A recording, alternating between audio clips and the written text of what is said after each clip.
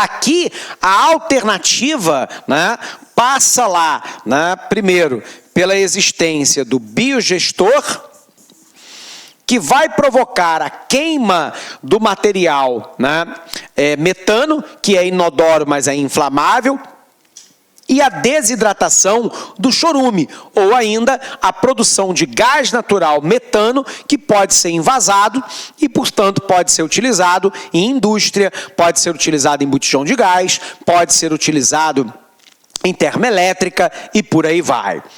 Quando a gente fala de lixo urbano, é preciso também que você considere que esse lixo urbano pode ter 3 destinações, né? Simplesmente ser lançado in natura, né, numa dada localidade, que é o lixão, e esse lixão é um simples acúmulo de lixo orgânico e inorgânico, que produz graves problemas ao meio ambiente, ou eu posso ter a condição do aterro sanitário. Então vamos botar aqui para você. Vamos apagar.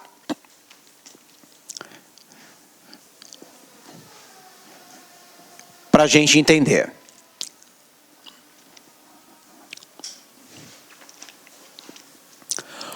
Quando nós falamos do lixo urbano, no que diz respeito à sua destinação, eu posso ter o lixão, que é o simples acúmulo de lixo orgânico e inorgânico, ou eu posso ter lá a presença do aterro sanitário.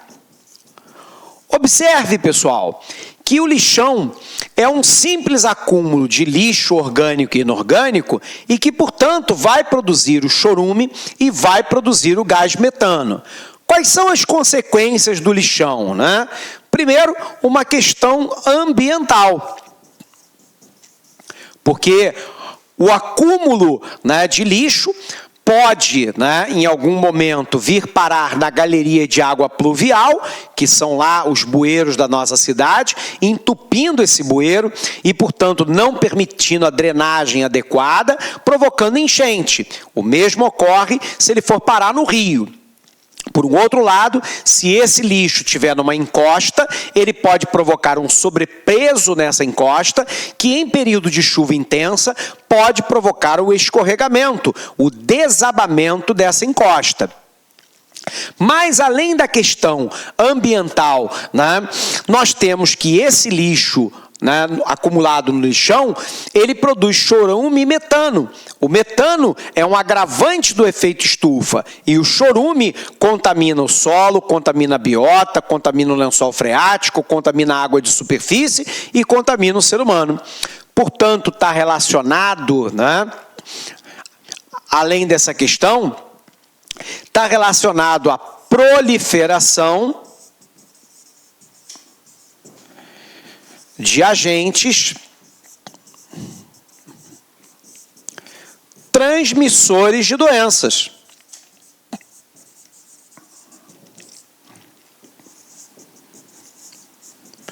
Quais são os agentes transmissores de doenças?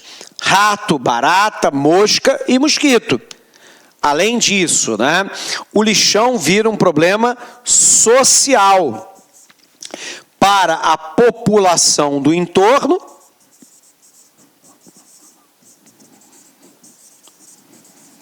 e também para a população de catadores que vive da coleta de material reciclável. Então eu tenho um problema ambiental, eu tenho um problema de saúde, né, urbana, e eu tenho um problema social, porque esse lixo é um lixo fétido, né, que atrai agentes transmissores de doenças, portanto, né, a população do entorno é prejudicada na sua qualidade de vida, mas os catadores que não têm equipamento de proteção individual, macacão, máscara, óculos, bota, ele se sujeita a uma série de doenças, né, por manusear esse lixo de maneira inadequada. E nós temos um outro problema, né, que são as aves, como, por exemplo, urubus, que são uma grave ameaça para a aviação. Então eu tenho um problema ambiental, eu tenho um problema sanitário, eu tenho um problema social e eu tenho um problema de segurança da aviação. Porque se uma ave como um urubu entrar na turbina de um avião, ele pode provocar a queda do mesmo. Então, o lixão é algo que nós não desejamos.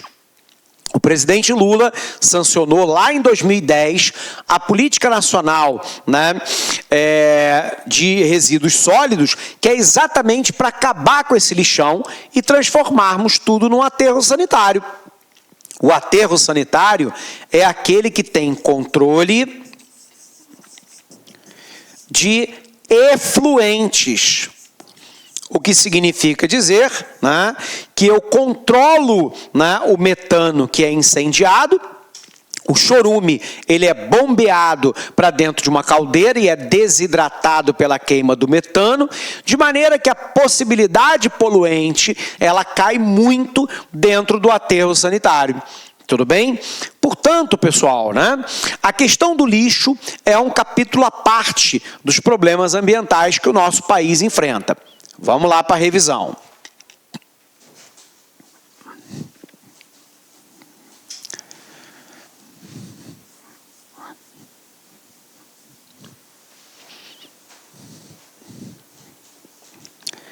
Pagando aqui. Então vamos lá. O que nós temos, pessoal? Né? Nós temos a problemática do lixo, né? O aumento populacional causa uma maior produção de lixo, especialmente no atual modelo de produção e consumo. A coleta, o destino e o tratamento do lixo são questões a serem solucionadas por várias cidades do mundo. Em muitos locais, o lixo é despejado nos chamados lixões, que são locais sem estrutura para o tratamento dos resíduos, trazendo sérios problemas para o meio ambiente e para a população. Isso aqui, né, é um acúmulo de lixo numa determinada cidade e isso tem consequência, né? Danos lá à biodiversidade e ao homem, a proliferação e a dispersão de vetores transmissores de doenças, como rato, barata, mosca, mosquito, a produção de chorume, a contaminação do solo, geração de gases para aquecimento global, como o gás metano, disseminação de doença, como dengue, leptospirose, disenteria, gastroenterite, né, etc. e tal. E aí, lembrando que o lixo, sobretudo o inorgânico, claro, ele também pode ser o causador de enchentes, né? São calamidades naturais que podem ocorrer agravada pela presença de lixo, né? Agora observe que a enchente, ela não tem como única causa a questão do acúmulo de lixo. É que muitas vezes a gente tem lá o entupimento da galeria de água pluvial, que faz o escoamento da cidade, mas nós também temos outros fatores relacionados a isso. Então, quando a gente pensa lá em enchente, eu estou falando de quê? Né? Eu estou falando da ocupação das várzeas,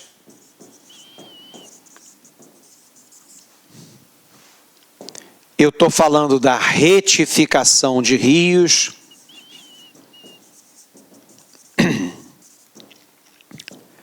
da impermeabilização do solo urbano,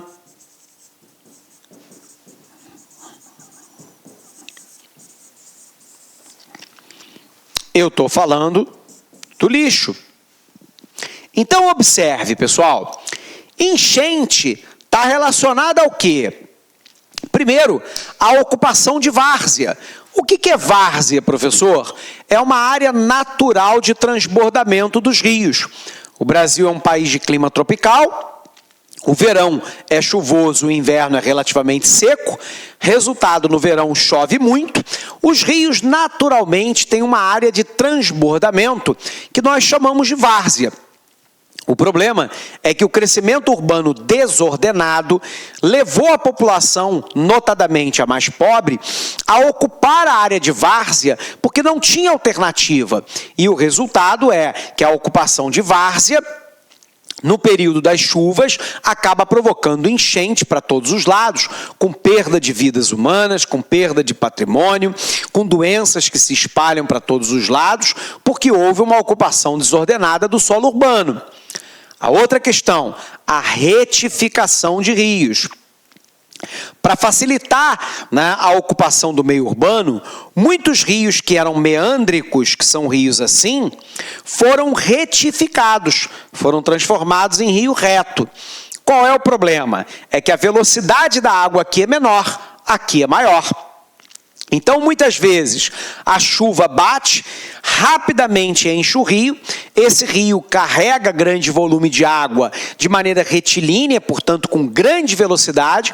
Quando ele chega num ponto qualquer altimétrico mais baixo ou ainda de estrangulamento desse rio, ele põe para fora. Então, a enchente é causada também, né, pela retificação de rios, pela impermeabilização do solo urbano. O solo urbano vem sendo impermeabilizado com asfalto, com concreto, né, com casa, com prédio, né, com paralelepípedo. Resultado, né, cada vez menos áreas de infiltração. Quanto menor a área de infiltração, maior o escoamento superficial dessa água, que vai bater nos rios. O rio não dá quantidade suficiente de vazão, resultado, transbordamento, enchente. E, finalmente, acúmulo de lixo. Lixo se acumula no rio, provoca, né, a elevação, né, do solo desse rio, provocando enchente, ou entope a galeria de água pluvial, que recolhe a água da chuva, de novo provocando enchente. Portanto, pessoal, nós temos uma série de problemas aí causados, né, por essa questão das enchentes, que é um outro problema ambiental grave, né, no nosso país. Então, continuando aqui, né? As causas se iniciam lá com a fundação das cidades no limite de rio, pela alteração realizada em bacia hidrográfica, construção mal projetada, bueiros, né, e outros responsáveis que estão com acúmulo de lixo, portanto entupidos, o que não permite, né, o escoamento de maneira adequada. O resultado é esse aqui. Perda de vida humana, perda de patrimônio, proliferação de doenças pela água contaminada e por aí vai. Abandono de lares inundados, perda material, contaminação da água por produto tóxico, contaminação da água por agentes patológicos, como cólera, febre amarela, hepatite, malária, contaminação de alimentos pelos mesmos agentes patológicos citados ali. Uma outra questão, né, que é um problema ambiental, é o processo de erosão. Então, vamos ver isso aqui, pessoal. Quando nós falamos, minha gente, a respeito de erosão, é importante que você se lembre que a erosão envolve lá 3 aspectos, né? Primeiro, a retirada. Segundo, o transporte. E depois, o acúmulo de sedimentos. E lembrando que esses sedimentos podem ser de 2 naturezas, né? Sedimentos inorgânicos, como areia, pedra, cascalho, barro, argila, ou sedimentos orgânicos, como animais mortos, fezes, flores, frutos, sementes, galhos e por aí vai. Então, o processo de erosão é um processo de retirada, transporte e acúmulo de sedimento inorgânico e orgânico. Provocado pelo quê, professor? Pelo vento, erosão eólica. Pelo mar, erosão marinha. Pelo gelo, erosão glacial. Pelos rios, erosão fluvial. Pela água da chuva, erosão pluvial. Todos esses agentes agem em determinadas localidades, muitas vezes de maneira concomitante. O problema é que o processo erosivo pode levar à degradação do solo, a retirada contínua de material orgânico e inorgânico pode provocar o ravinamento, que é a abertura de fenda nas áreas de encostas, pode provocar a vossoroca, que são imensos buracos, né, provocados normalmente pela água da chuva. E aí lembrando que uma área ravinada, uma área vossorocada, é uma área que perdeu a sua potencialidade para a ocupação humana, tanto para a agricultura, quanto para a pecuária, quanto para a construção civil. Então é uma área perdida, tudo bem? Vamos acompanhar aqui.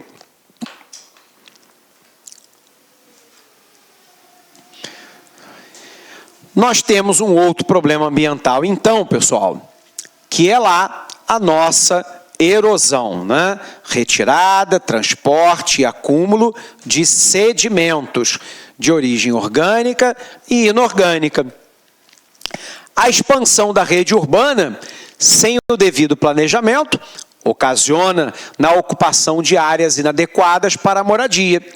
As encostas, morros, áreas de preservação permanente, planície de inundação, a área próxima a rio são loteadas e ocupadas.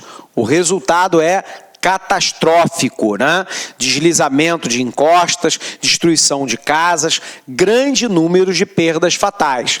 E aqui um processo erosivo provocado pela água da chuva, né, numa área de encostas, né, provocando lá o desabamento dessa casa.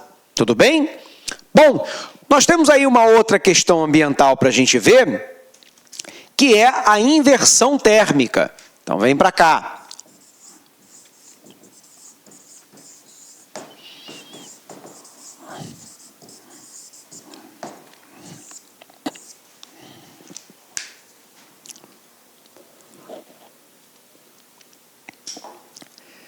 Primeiro, pessoal, para a gente falar de inversão térmica, a gente precisa dizer, abre aspas para o que eu vou falar agora, o que seria uma situação normal.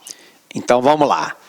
Na situação normal, né, o que eu tenho? Eu tenho aqui o solo e o ar mais próximo do solo é o ar quente. Então, aqui eu tenho o ar quente. O ar mais afastado do solo é lá o nosso ar frio. Isso é uma situação normal. O ar quente, ele é ascensional. Ele sobe e, portanto, ele ajuda a dispersar os poluentes presentes próximos ao solo. Então, observe que isso aqui é uma condição, abre aspas para o que eu vou falar, porque a inversão térmica também é um fenômeno normal, ela só é um problema em área poluída. Na condição normal, o ar quente fica próximo ao solo e o ar frio mais afastado do solo. Só que, quando ocorre a inversão térmica, como o próprio nome o afirma, a situação se inverte. Então, o que eu tenho, né? Eu tenho aqui o solo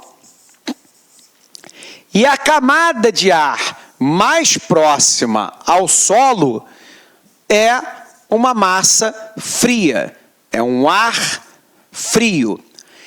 E a área, né, mais afastada do solo acaba ficando lá com um ar quente. Portanto, eu tenho aquilo que nós chamamos de inversão.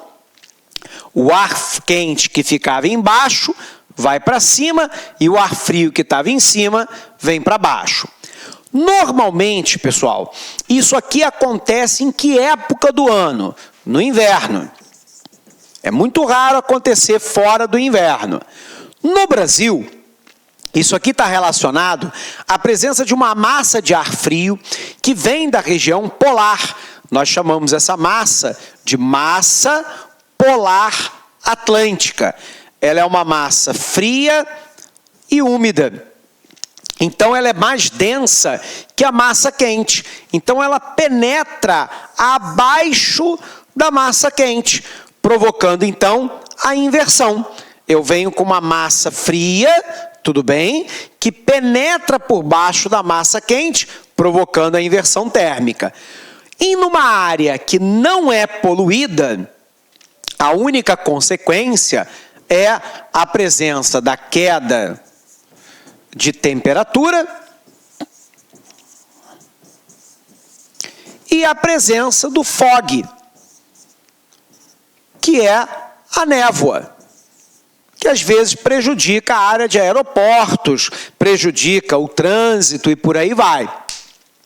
No entanto, numa área poluída é que mora o problema, porque o ar frio não é ascensional. E, portanto, ele não dispersa os poluentes que acabam se concentrando próximo ao solo. Então, aqui eu tenho menor dispersão de poluentes.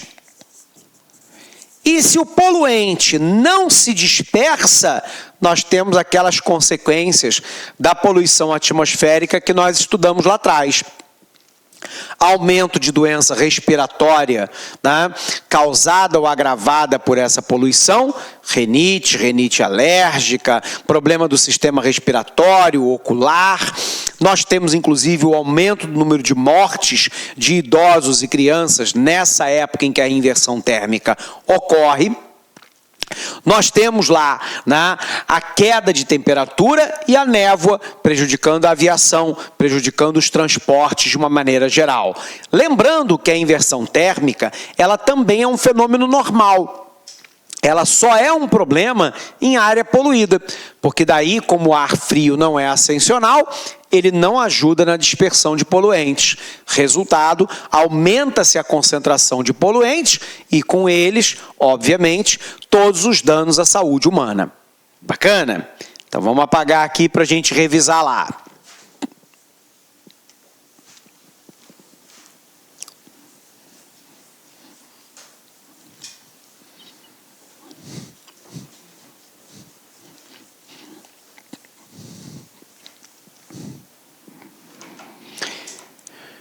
Então, pessoal, inversão térmica é um fenômeno natural devido ao rápido aquecimento e resfriamento da superfície em alguns lugares, agravado nos centros urbanos pela presença de poluentes. Ocorre quando uma camada de ar frio fica abaixo da primeira camada de ar quente. O ar frio, como é, né, menos denso, tende a ficar retido pela camada de ar que está acima dele e tende a reter todos os poluentes. Então, qual é a situação? O fluxo normal é o ar quente próximo da superfície, o ar frio e o ar mais frio. Numa inversão térmica, o ar frio fica abaixo do ar quente. Resultado, o ar que era ascensional deixa de sê-lo. Então, na área poluída, há um acúmulo de poluente. Professor, e na área não poluída? O maior problema é esse aqui.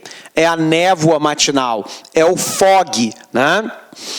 Doenças respiratórias, irritação dos olhos, intoxicação, são algumas das consequências da concentração de poluentes na camada de ar próxima ao solo. Entre as possíveis medidas estão lá a diminuição, né, de combustível fóssil, a utilização de biocombustível, fiscalização da indústria, redução de queimada, para a gente tentar equacionar esse problema. Bom, nós temos um outro problema que é a ilha de calor. Então vamos botá-la aqui.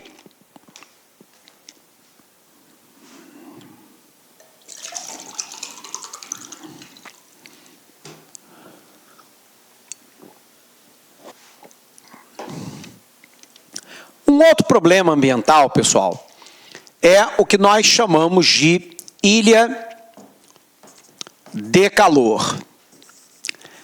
A ilha de calor, pessoal, é o aumento da temperatura média local, numa dada localidade. Essa localidade nós chamamos de epicentro da ilha de calor.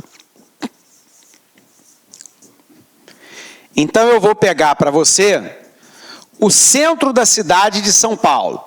Vamos imaginar que o centro da cidade de São Paulo estivesse com a temperatura lá de 27 graus Celsius. Esse é o nosso epicentro da ilha de calor. Então aqui vamos colocar como exemplo o centro de São Paulo.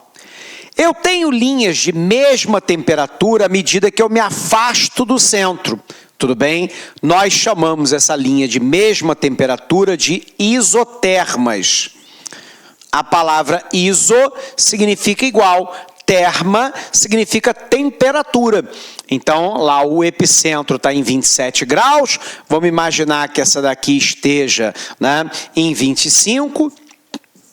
Essa aqui já caiu lá para 24. E vamos supor que essa daqui esteja em 20 graus Celsius. Então, observe que entre o epicentro e a isoterma mais afastada, eu tenho uma diferença de até 7 graus Celsius dentro da mesma cidade. Bom, então a temperatura vai variando. Imagina aqui 20 graus na Serra da Cantareira, em São Paulo, que é uma área florestada da cidade. Por que isso ocorre? Por que ocorre essa ilha de calor, né? Primeiro, pelo uso de ar-condicionado. O ar-condicionado refrigera o ar interno e joga vapor de ar quente para fora. Segundo, prédios cujas janelas não se abrem.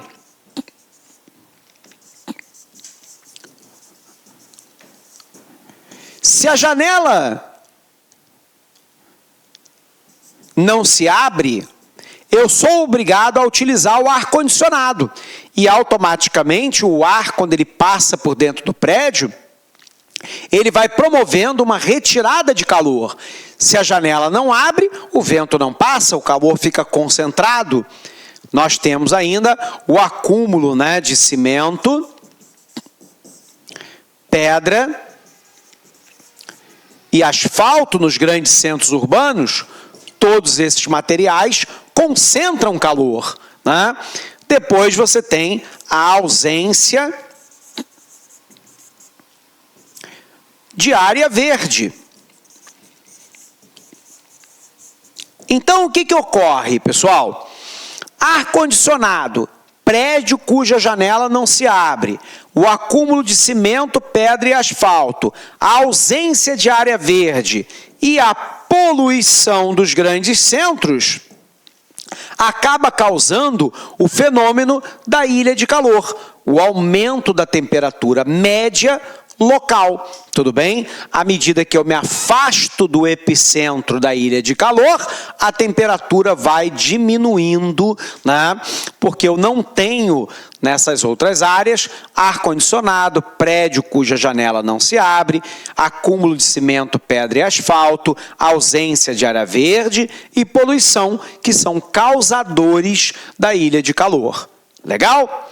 Então vamos apagar aqui para a gente visualizar lá. Estão apagando.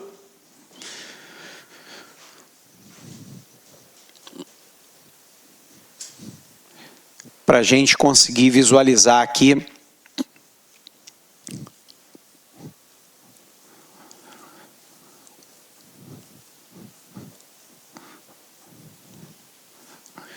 Então, a ilha de calor, ela é um fenômeno climático que ocorre a partir da elevação da temperatura de uma área urbana, se comparada a uma área rural, por exemplo. Isso quer dizer que nas cidades, especialmente nas grandes, a temperatura é superior à de área periférica, consolidando literalmente uma ilha climática. Então aqui, né, na zona rural, eu tenho uma menor absorção e retenção de calor, uma maior transpiração das plantas e evaporação da água e uma maior penetração. Na cidade ocorre o contrário, né? Maior absorção e retenção de calor, menor transpiração de planta, menor penetração de água. A cidade é, em média, 3 a 10 graus mais quente do que a zona rural. E observe que o centro da cidade, a temperatura é mais elevada do que a área periférica, rural ou suburbana do seu entorno. Um exemplo clássico aqui é a própria cidade de São Paulo, né? Para onde você olha, só tem prédio. Resultado, o fenômeno da ilha de calor é uma constante, né, na metrópole paulistana. Quais são as consequências, pessoal? Oscilação de temperatura entre o centro da cidade e a zona rural, que pode ser entre 4 a 11 graus. Isso provoca uma temperatura elevada, um incômodo da população, aumento do estresse, irritabilidade, uso de ar-condicionado, automaticamente um consumo excessivo de energia elétrica, né, e por aí vai, são alguns dos fatores que envolvem a ilha de calor. Finalmente, nós temos aí um outro impacto, que é a chuva ácida. Primeiro, pessoal, é preciso a gente lembrar que toda chuva é naturalmente ácida. Quando a gente pega lá a tabelinha do potencial hidrogeniônico, você lembra lá das aulas do ensino médio, 0 a 7 eu tenho ácido, 7 a 14, eu tenho uma base.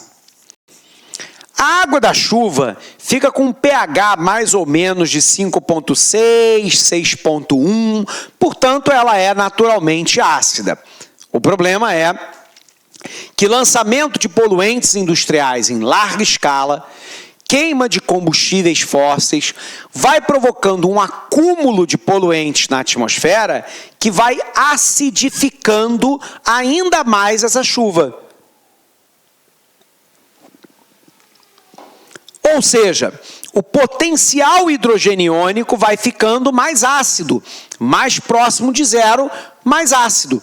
Resultado, eu tenho lá o desfolhamento de área florestada, eu tenho a acidificação de corpos d'água e do solo, eu tenho prejuízos, né, aos seres vivos, eventualmente eu tenho danos às estruturas metálicas como pontes e automóveis, eu tenho danos causados a monumentos, causados por essa chuva ácida. Então, uma série de consequências advindas de um nível muito elevado de poluição. Vamos visualizar? Vamos apagar aqui, então. Vamos lá para o nosso resumo.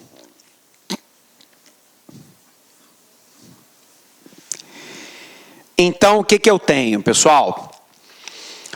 Nós temos lá a chuva ácida. Toda chuva é naturalmente ácida, né, devido à presença de dióxido de carbono na atmosfera. O pH em torno de 5,4, né, da chuva comum não traz nenhum grande prejuízo ao homem ou à natureza. Mas todas as vezes, né, em que o pH vai diminuindo, ou seja, a acidez vai aumentando, né, nós vamos ter então um fenômeno da chuva ácida, aí sim, com consequência grave. Então, óxido de enxofre e nitrogênio, proveniente de fábrica, escapamento de veículo, entra na atmosfera. Há uma reação química caindo na forma de chuva ácida. Os ácidos presentes no ar e na chuva prejudicam as pessoas, o solo se torna ácido, gases e ácidos deterioram os edifícios, lagos são envenenados, desfolham as árvores, plantas absorvem, né, áreas venenosas e mais, há o processo de desfiguração de monumentos, porque eu tenho um processo aqui em que a chuva ácida vai corroendo estrutura metálica e monumento, notadamente em mármore, que é uma rocha metamórfica mais sensível. Mas eu tenho também a acidificação de corpos d'água, né? Por exemplo, mortandade de peixes aqui, causadas exatamente por essa chuva ácida. Portanto, pessoal, danos à saúde, à casa, prédio e edifício, para o meio ambiente, né? Provocando desflorestamento, danos graves para a agricultura. Eu trouxe uma imagem para você visualizar o desfolhejamento, né, causado pela chuva ácida. Tudo bem? Olha aqui, todas as árvores desfolheadas causadas por chuva ácida. Beleza? Bom, pessoal, com isso, então, a gente encerra mais essa aula com você por aqui no nosso LAC Concursos. Um grande abraço, bons estudos e até o nosso próximo encontro. Até lá! Clique LAC.